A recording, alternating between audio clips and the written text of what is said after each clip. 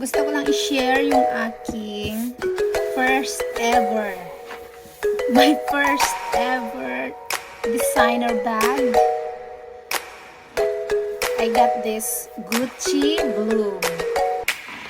And guys, ang ganda yung flower. Ito yung Gucci Padlock Bloom.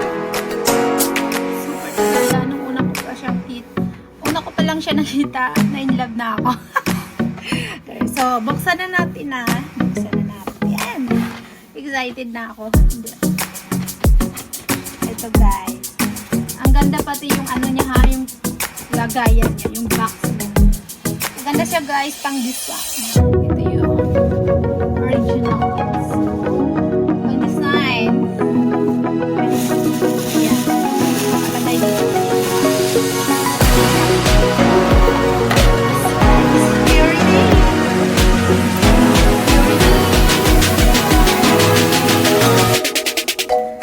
This is the original one. So, tanggalin na natin. I show you the original one. So, pwede siyang mahaba, pwede siyang likely shoulder bag or body bag.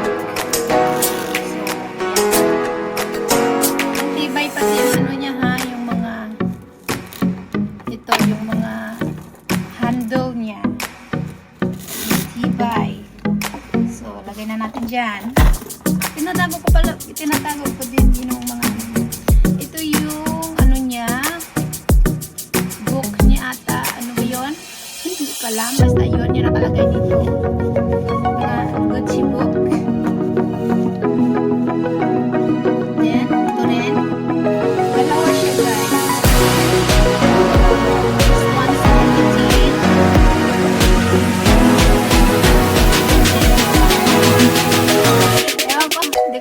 Alam basta, first time ko kasi ng designer bag. This is the original. Ito yung content dito na nakalagay kung saan siya gawa, parang ganyan. Then meron siyang guys, look. No? Ang ganda niya. Super. And then may resibo pa pala ako. I have the resibo. Nabili ko siya guys sa halagang 128,000 yen. Junimang Plus. This is guys. This is the price. Yan. Yun. And this is the warranty. 1 year warranty. Pero mahigit na siya 1 year sa akin. So, nasira ko siya. Wala na siya. Hindi na tumabisa.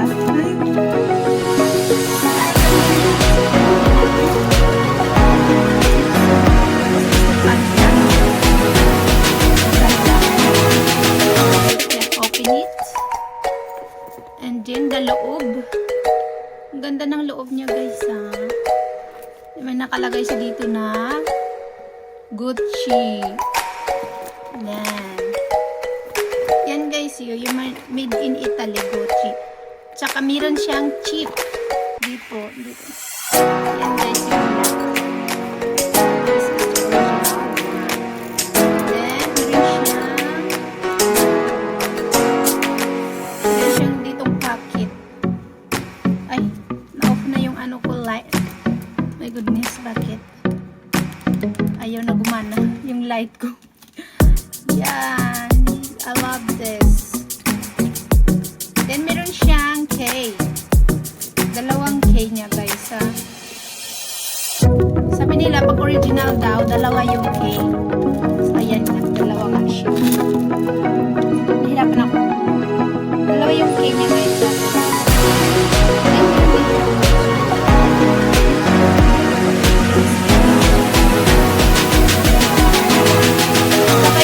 Original daw, walang R dito. So, this is original. So, nabili ko siya talaga sa Japan Gucci store. Thank you!